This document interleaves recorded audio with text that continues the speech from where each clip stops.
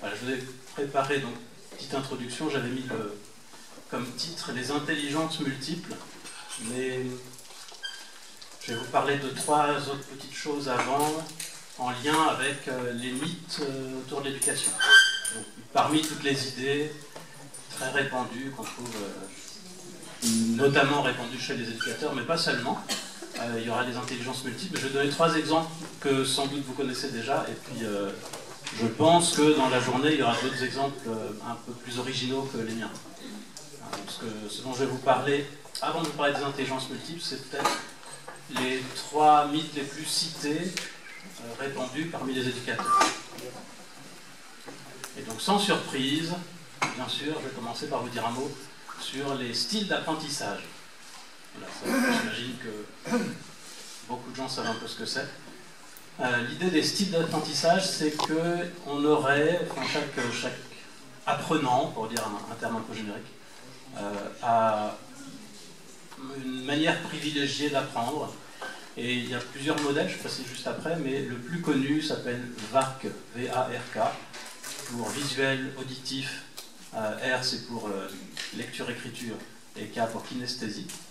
Et donc ça dit, je prends les 2 premiers qui sont peut-être plus parlants, entre visuel et auditif par exemple, selon cette, il ne faudrait pas dire théorie, donc je sais pas, cette idée, ce modèle des styles d'apprentissage, il y aurait des gens qui apprennent plus de façon visuelle et d'autres plus de façon auditive. Voilà, c'est à ne pas confondre avec d'autres choses qui sont assez bien reconnues et établies par les scientifiques, comme par exemple les styles cognitifs. Ça c'est un truc qui est un peu différent. Le style cognitif, c'est la manière dont spontanément vous raisonnez. Et par exemple, souvent on oppose un style plus analytique et un style plus intuitif. Donc si vous avez un style intuitif, ça veut dire que spontanément, quand vous raisonnez, vous faites vraiment confiance à votre intuition. Et ça s'oppose un peu à un style analytique. Voilà, c'est une tendance comportementale, si on veut, ou mentale, qui relève un petit peu la personnalité. Rien à voir avec ça, les styles d'apprentissage. Et il ne faut pas confondre non plus avec des préférences d'apprentissage. Parce que quand on demande aux gens s'ils préfèrent apprendre de manière auditive, s'ils préfèrent avoir des schémas, s'ils préfèrent lire, les gens ont des préférences. Ça, c'est établi, même si je vais mettre un bémol juste après. Et c'est encore autre chose, les styles d'apprentissage. Donc ce que prétend, en tout cas ceux qui soutiennent l'idée des styles d'apprentissage, c'est que chaque personne a un style privilégié, qui est en général à la fois le style qu'il préfère et le style qui sera le plus efficace pour lui.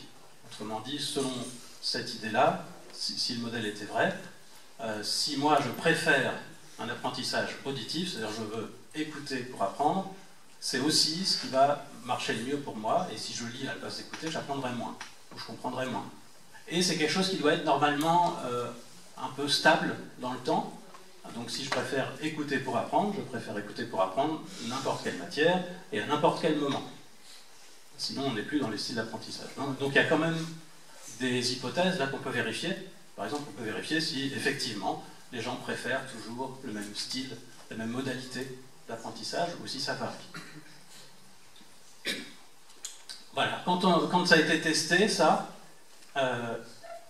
en réalité, d'abord la première chose, c'est qu'on s'aperçoit que les préférences varient au cours du temps et varient aussi d'une discipline à l'autre. Donc il y a des gens qui préfèrent apprendre certaines choses en les écoutant et d'autres en les lisant, ce qui contredit un peu déjà la base de cette théorie-là, si j'utilise le mot théorie dans le sens courant. Et puis, quand on a essayé de voir aussi si ça correspondait, donc on mesure les préférences et on essaye d'enseigner dans la modalité qui est supposée être la meilleure parce que c'est la préférée, en fait, on s'aperçoit que ça ne marche pas spécialement mieux quand on utilise la modalité que les gens disent préférer. Voilà. Et que l'idéal, probablement, c'est d'avoir plusieurs modalités, donc à la fois visuelle, voilà, ce qui serait le cas si j'avais le diaporama, et auditif, par exemple. Voilà, dans les théories, on a recensé une 50aine de théories différentes des styles d'apprentissage, et il y a même une personne qui propose comme un type d'apprentissage, bon, je crois que c'est complètement isolé, l'utilisation du téléphone portable, un style d'apprentissage qui a l'air de se développer beaucoup, en tout cas du point de vue des préférences. Voilà.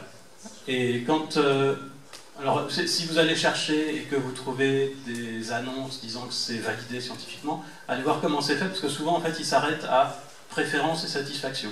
C'est-à-dire en demandant qu'est-ce que vous préférez, et s'ils disent on préfère écouter, on leur fait écouter, on leur demande est-ce qu'ils sont contents d'avoir écouté, et on dit voilà, ça valide les styles d'apprentissage. Évidemment, ça valide rien, parce qu'il faudrait que ce soit générique, et puis que ça ait un effet positif, pas seulement sur la satisfaction, mais sur les apprentissages.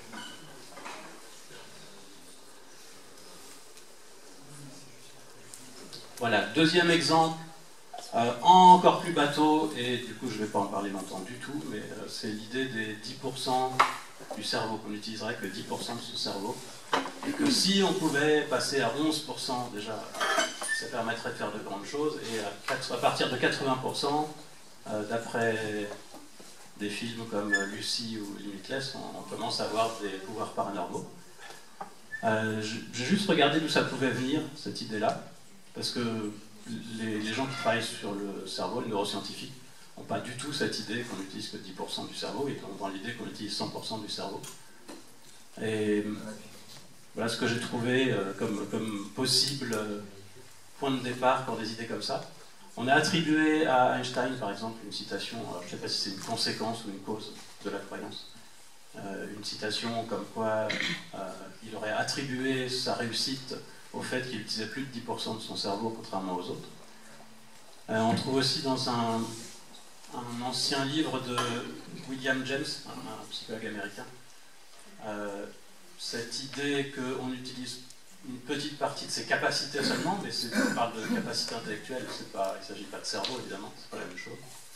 Et puis des neuroscientifiques disent que peut-être les gens puissent se tromper pour deux raisons, par exemple. L'une, c'est que certains neurones, quand on regarde dans le cerveau, déchargent très peu. Donc il y en a qui déchargent tout le temps et d'autres très très rarement. Mais évidemment, avoir des neurones qui clignotent tout le temps, c'est pas la même chose que utiliser son cerveau. Et une deuxième idée peut-être vient du fait que des gens peuvent se débrouiller avec une grosse partie du cerveau en moins. Donc, des fois avec un traumatisme crânien, avec une tumeur, des choses comme ça. C'est des gens qui ont perdu une grosse partie de leur cerveau et en fait ils arrivent quand même à se débrouiller assez bien. Parce que ce qui reste du cerveau arrive à reprendre des fonctions. Mais évidemment c'est pas la même chose que de dire qu'en fait on n'avait besoin que de 10% et encore moins qu'on n'utilisait que 10% auparavant. Voilà, ça j'en dis pas plus parce que c'est vraiment un grand classique. Et le troisième exemple avant de vous parler de Gardner que je vais prendre, c'est l'idée que alors, l'idée de départ, c'était que les punitions les plus sévères sont les plus efficaces, mais je vais parler de quelque chose d'un peu plus banal peut-être. L'idée que les remontrances sont plus efficaces que les félicitations.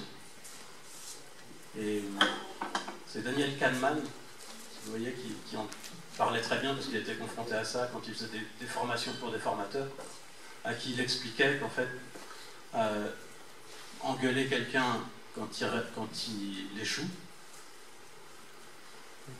c'est moins efficace que le féliciter quand il réussit.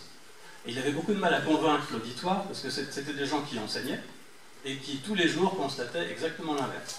Et si on regarde statistiquement, vraiment, si on regarde ce qui se passe, c'est vrai que quand un enseignant engueule un élève, en général, le niveau remonte juste après, et quand il félicite un élève, en général, le niveau baisse juste après. Et donc les enseignants sont amenés à se dire que l'explication la plus évidente, évidemment, c'est que quand on félicite un élève, du coup il se repose sur ses lauriers, ça y est, on lui a dit que c'était bien, qu'il avait bien travaillé, du coup il ne fait plus rien. Mais que par contre, quand on l'engueule parce qu'il a complètement échoué en examen, ça le remet au travail, donc ça marche. Les félicitations, c'est pas efficace, et les remontrances, c'est efficace. Voilà. Alors en fait, l'illusion, parce que ça c'est vrai, que ça se passe comme ça, et pourtant les punitions sont moins efficaces que les récompenses. Et l'illusion vient de ce qu'on appelle la régression vers la moyenne. Alors, je vois tout le monde qui dit oui, je connais. Voilà, qui vient juste du fait que si on prend les résultats scolaires d'un élève, par exemple, c'est quelque chose qui varie au cours du temps. Et donc si on sélectionne les moments où il a échoué, où la note est particulièrement basse, comme ça varie de manière aléatoire, probablement, s'il était particulièrement bas, la fois d'après, ça va remonter, surtout par rapport à son niveau habituel.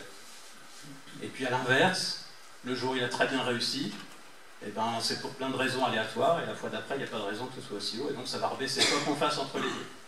Et comme on félicite un élève au moment où il est le plus haut, et qu'on l'engueule au moment où il est le plus bas, ben, mathématiquement, simplement, ça n'a rien à voir avec l'effet de ce qu'on fait en réalité. La fois d'après, ce sera plus bas s'il était très haut, plus haut s'il était très bas, en tout cas, dans la plupart des cas. Si c'est pas évident, vous pouvez juste imaginer un cas limite où ça devient vraiment évident, donc avec des notes de 0 à 20, comme on fait chez nous, le jour où vous avez 0, ben c'est sûr que la fois d'après, ce ne sera pas pire. Donc si on vous engueule, ben, au pire, c'était pas efficace, sinon, si on interprète la fois d'après, vous avez 2 comme ça y est, il s'est remis au travail, il n'a pas encore réussi à arriver, mais quand même, il s'est repris.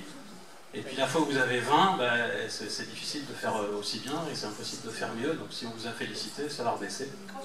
Et on va dire, ça y est, se repose sur ses lauriers. Et ça, c'est marrant, cet effet de régression vers la moyenne, parce qu'on n'en a pas, on l'interprète vraiment très mal, c'est juste un effet mathématique. Et ça explique beaucoup de choses. Même le succès, par exemple, des boîtes qui proposent des cours particuliers pour relever le niveau des élèves en difficulté.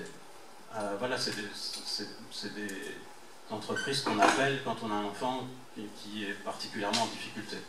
Et donc peut-être qu'après ça remonte, juste à cause de la régression vers la moyenne. Et on peut avoir l'impression que c'est efficace comme ça.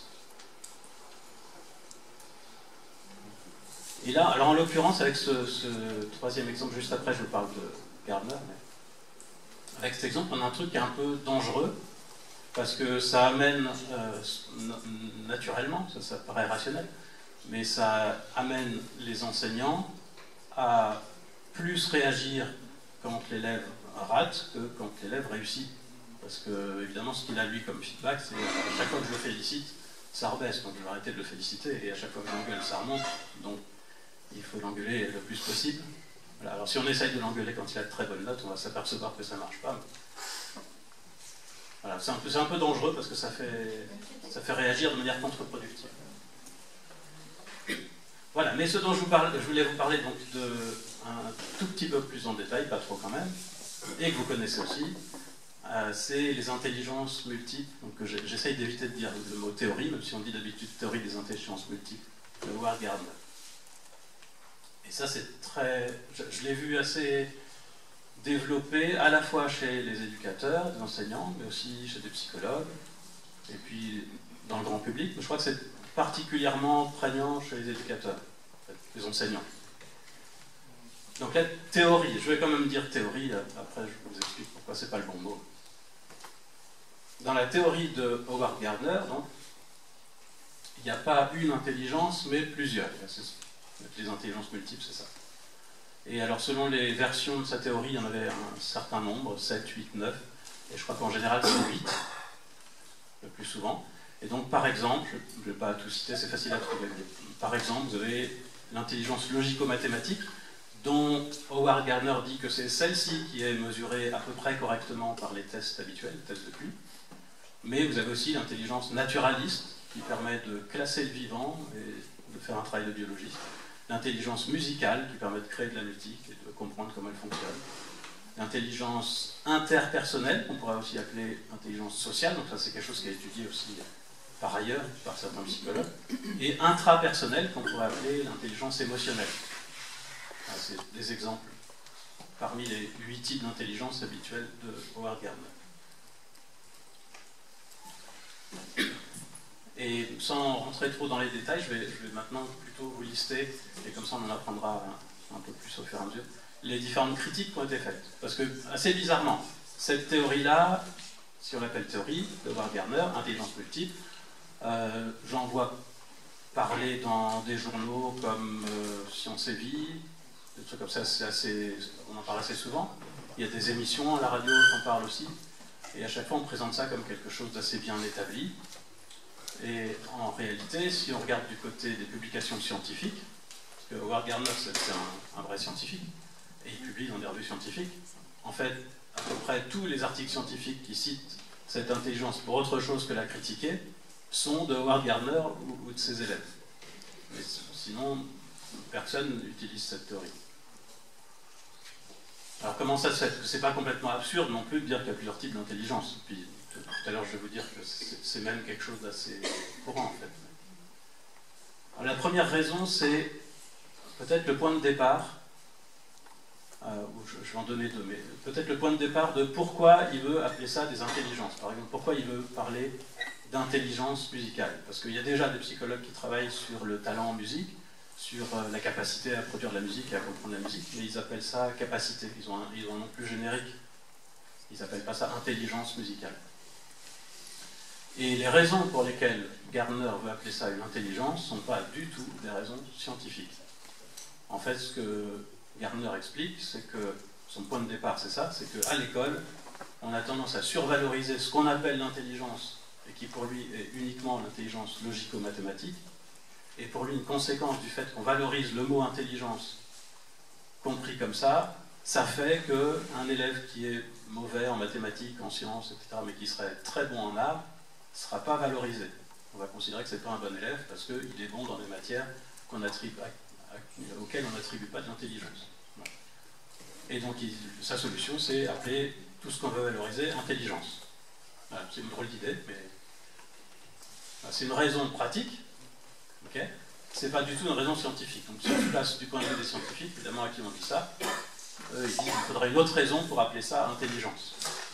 Si je trouve que la force physique c'est pas assez valorisé et que les gens très forts on se moque d'eux alors que ceux qui sont forts en maths on se moque pas d'eux, je vais pas dire pour autant que je vais appeler intelligence la force physique et comme ça remettra les choses d'aplomb. Donc ça c'est peut-être le premier point. Les psychologues disent on voit pas pourquoi on appellerait ça des intelligences. La deuxième, c'est que c'est pas vraiment une théorie, pour plusieurs raisons, mais juste, si je dis juste vraiment la base, c'est une théorie au sens courant du mot théorie, mais pas au sens scientifique du mot théorie.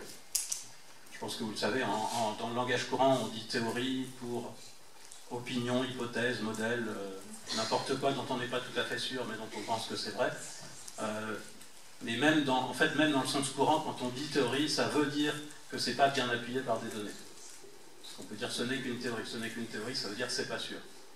Alors qu'en science, une théorie, c'est presque l'inverse. C'est-à-dire c'est quelque chose qui est déjà bien appuyé sur des données, même si on n'est jamais sûr à 100%. Donc c'est à peu près l'inverse. Donc, théorie des intelligences multiples, c'est une théorie au sens courant, c'est pas une théorie aux sciences scientifiques, parce qu'il n'y a pas vraiment de données empiriques qui permettent d'asseoir ces 8 types d'intelligence. Et alors c'est pas une théorie donc au sens scientifique, et c'est pas scientifique parce que c'est très difficile à tester. En fait, pendant assez longtemps, ce que disait Gardner, c'est que quand on fait passer des tests d'intelligence, tout ce qu'on mesure, c'est pas l'intelligence, c'est la capacité à réussir des tests. Et donc quand on lui demandait comment il fait pour savoir si quelqu'un a un haut ou un bas niveau d'intelligence intrapersonnelle, interpersonnelle ou musicale, il n'avait pas de réponse empirique. Mais en tout cas, ce qu'il disait, c'est qu'on ne peut pas faire de test. Parce que si on fait un test pour savoir si quelqu'un score haut ou pas en intelligence musicale, en fait, ce qu'on va mesurer, c'est sa capacité à passer des tests, et non pas son intelligence musicale. Donc en gros, il affirme qu'on ne peut pas mesurer ce dont il parle, ce qui rend évidemment les choses très compliquées. Il y a quand même des gens qui ont essayé, et puis je vous dis après ce qu'ils ont trouvé, mais pour Gardner, ce n'était pas valable en fait, ce qu'ils faisaient. Parce qu'ils ont développé des tests, même s'ils sont validés pour lui, du moment qu'on fait des tests, on ne mesure pas ce qu'il veut.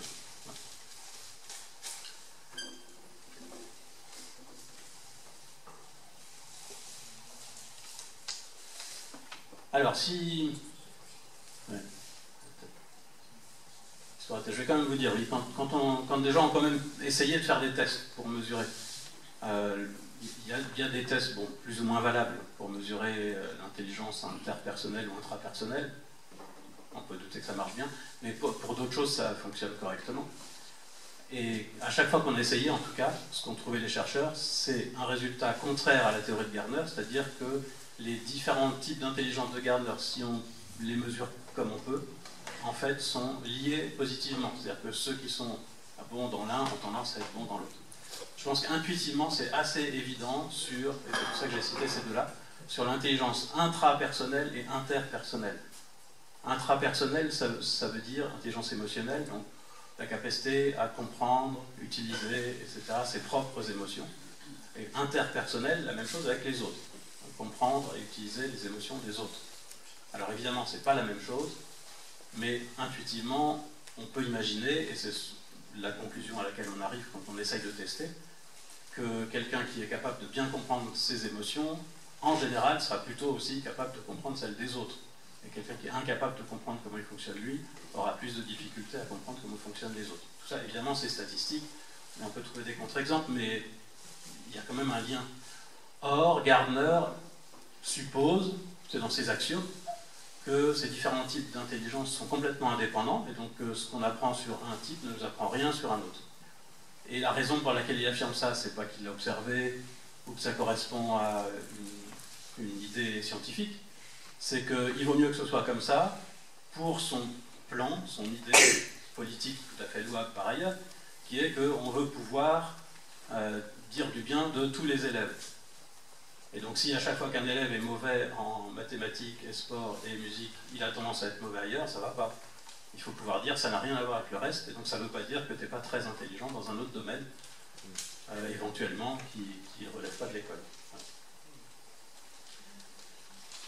Alors quand bien même on admettrait qu'il y a 8 types d'intelligence comme Gardner, ou plusieurs types d'intelligence. La première chose, c'est que Gardner affirme que les tests de QI, ça ne mesure que son intelligence logico-mathématique. Alors il a besoin de ça, parce que les tests de QI, on sait que ce que ça mesure, c'est plein de choses qui sont toutes liées positivement. Mais en fait, quand on regarde comment sont faits les tests de QI, il y a certes des parties logico-mathématiques, mais il y a aussi toute une partie sur le verbal et les connaissances, et lui, il classe ça ailleurs, dans un autre type d'intelligence. Donc il y a au moins 2 types d'intelligence selon Gardner qui sont pris en compte dans les tests de QI, et non pas un seul. Et on sait par l'analyse des résultats des tests de QI que ces deux-là sont liés. Bon, évidemment, on lui répondrait non, parce qu'en fait, ce qu'on mesure, c'est pas l'intelligence logico-mathématique vraiment, ni verbale, mais seulement la capacité à passer des tests. D'ailleurs, le verbal, alors, vous voyez un peu les tests de QI, il y a plusieurs indices. Quand on passe un test de QI, on a une note globale, le QI, mais il y a aussi des indices un peu différents qui peuvent ressembler aux intelligences de Gardner, si on veut, enfin une façon de classer en tout cas l'intelligence en plusieurs morceaux. Et le morceau qui est le plus lié au QI total, à l'intelligence, si on veut, générique, c'est l'aspect verbal et non pas l'aspect logico-mathématique. Et puis, dernier point, si on suppose qu'il y a effectivement plusieurs types d'intelligence, en fait, on n'est pas du tout obligé de prendre les 8 types de Gardner, qui sortent de nulle part, parce qu'il y a des gens qui ont fait des analyses pour trouver s'il n'y avait pas des types d'intelligence, et il y en a qui sont arrivés à la conclusion qu'il y avait plusieurs types d'intelligence. Et donc je vais juste vous dire un petit mot sur la théorie dominante, disons, concernant l'intelligence et comment ça a été trouvé. En fait, comme c'est un peu compliqué au départ de mesurer l'intelligence, parce que c'est difficile à définir, et que si vous allez chercher les définitions, on a demandé à des spécialistes de l'intelligence, dans l'absolu, comme ça de manière théorique, comment ils définissaient l'intelligence, et les thèmes qui reviennent le plus souvent. Alors on cite souvent l'adaptation, c'est pas le premier qui revient. Dans les premiers, il y a résolution de problèmes, raisonnement, pensée abstraite, des choses comme ça. Donc ça, peut-être on peut voir comment le mesurer, mais il y a aussi adaptation qui est très large et qu'il faut objectiver, ou carrossignaliser, comme on dit. C'est un peu compliqué. Et donc en fait, c'est pas à partir d'une base théorique comme ça, bien établie, qu'on a développé les tests d'intelligence. Les tests d'intelligence ont été développés presque indépendamment des théories de l'intelligence abstraite, en se disant que c'est trop compliqué à définir, mais par contre, on a une idée de peut-être plein de petites tâches qui toutes, entre autres choses, font intervenir l'intelligence. Quand on résout un problème arithmétique, ben, ça fait intervenir plein de choses, des connaissances, etc. Mais dans toutes les choses qui interviennent, il y a l'intelligence.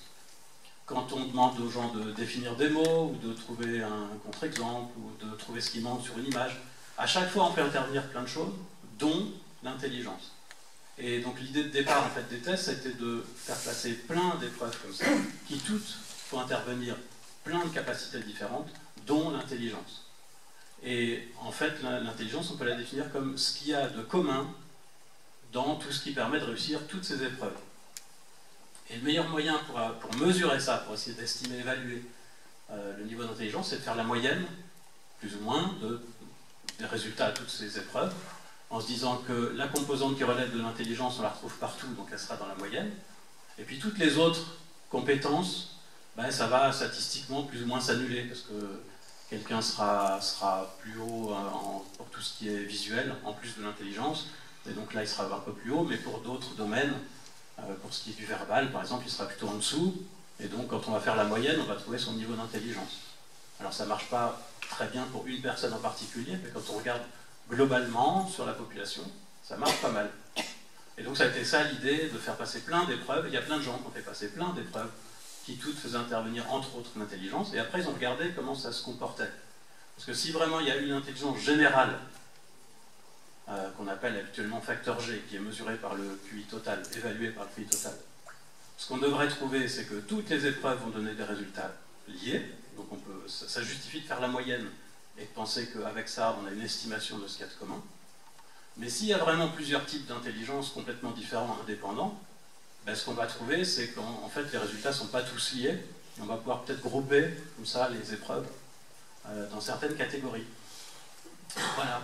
Et alors, il y a des méthodes mathématiques pour faire ça, sauf qu'il y en a plusieurs, et que ben, des chercheurs ont essayé, historiquement, avec différentes épreuves et avec différentes méthodes mathématiques, et ont trouvé des résultats différents. Mais donc, certains... je crois Spearman par exemple, trouvait qu'en fait il n'y avait pas une intelligence, mais je ne sais plus combien, 8 ou 10, quelque chose comme ça. Mais ce n'était pas les mêmes que Gardner, par contre. Et puis d'autres trouvaient au contraire que tout était lié, et que donc on pouvait résumer toute l'intelligence avec un seul score. Voilà, et dans les modèles les plus consensuels aujourd'hui, en fait on a les deux niveaux. C'est-à-dire qu'on dit à la fois l'intelligence, on peut la comprendre comme quelque chose d'unique, avec ce facteur G et qui est résumé par le QI total, parce que quand même toutes les épreuves donnent des résultats liés. Mais si on veut être un peu plus précis, parce que quand même ils sont liés, mais pas autant qu'on aimerait, on peut préciser. Et donc il y a un niveau d'analyse un peu plus fin, où on a une dizaine de types d'intelligence, si on veut, ou d'indices d'intelligence. Voilà, je vous donne des exemples comme ça. Le raisonnement fluide, la mémoire à court terme, la mémoire à long terme. Ça fait des éléments comme ça, la vitesse, etc. Alors c'est un peu plus détaillé que pour ceux qui connaissent dans les tests qu'on fait passer habituellement, de Wechsler, où il y a 4 ou 5 indices. Là c'est un peu plus détaillé. Mais en gros on a des types d'intelligence, si on veut appeler ça comme ça. Mais c'est pas... mais d'une part, ce ne sont pas les mêmes que chez Gardner, donc ça ne colle pas, et là pour le coup c'est appuyé sur des données statistiques. Et d'autre part, ces différents types sont liés quand même. C'est-à-dire, encore une fois, peut-être pas autant qu'on aimerait, mais ils sont liés quand même. C'est-à-dire que quand vous regardez les différents indices, vous avez un indice de, par exemple, mémoire de court terme, qui fait la moyenne des scores à différentes épreuves qui portent sur la mémoire à court terme, et puis vous avez un indice de, je ne sais pas, raisonnement fluide, voilà, qui est aussi, c'est des petits exercices, vous avez une moyenne des scores, ça vous fait un autre score. Ces deux scores-là sont liés, et donc en général, ceux qui sont bons dans l'un sont bons dans l'autre, et inversement.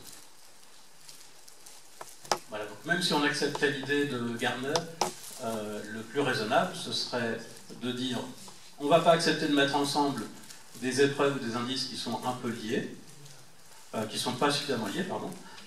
Et dans ce cas, on va dire qu'il y a effectivement plusieurs types d'intelligence, mais d'abord, ce n'est pas ceux de Gardner, et d'autre part, ils sont quand même liés positivement. Donc, il fait deux contradictions avec Gardner. Maintenant, pour finir, j'ai absolument aucune idée du temps que j'ai parlé, mais pour finir là-dessus, je me demande pourquoi ça marche si bien, c'est-à-dire pourquoi il y a tant d'enseignants qui croient, qui pensent que cette théorie est bonne. Et je pense que la bonne réponse, c'est qu'en fait, c'est utile. C'est bien, je pense que c'est bien pour les enseignants, et ça peut être bien aussi pour les élèves, que les enseignants croient que cette théorie est vraie. Parce que ça leur permet de valoriser des élèves qui auraient plus de mal à valoriser sinon. Donc le pari de Gardner, je pense, fonctionne. Et je crois que c'est ça qui explique le succès en fait, de la théorie et pourquoi ça plaît tellement. Et puis vous savez qu'on a tendance à croire vrai les choses qui nous plaisent. Donc probablement ça vient de là. Mais évidemment, comme je suis plutôt dans la mouvance zététique et esprit critique, j'aime pas qu'on mente, même si c'est un effet positif. Et donc, moi, j'aimerais bien qu'on dise c'est faux et qu'il y a sûrement d'autres manières de voir les choses qui peuvent avoir les mêmes avantages sans dire d'ânerie. Voilà. Juste, je termine avec cette anecdote là, pour illustrer ce que je pense de cette histoire d'utilité et de vérité. J'avais passé un temps fou au téléphone avec une présidente d'association sur le haut potentiel, qui a fini par me dire, je ne peux pas passer détails, qu'elle trouvait que c'était très délétère et mauvais de ma part de dire que les élèves au potentiel réussissent en moyenne mieux à l'école.